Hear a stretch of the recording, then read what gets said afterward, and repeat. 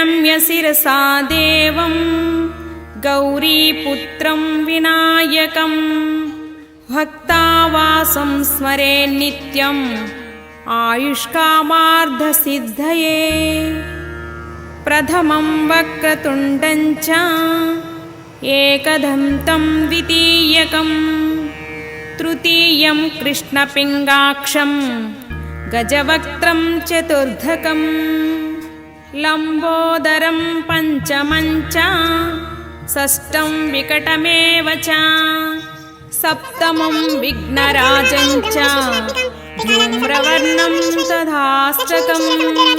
नवमं बालचन्द्रं च दशमं तु विनायकम् एकादशं गणपतिं द्वादशं तु गजाननं द्वादशैतानि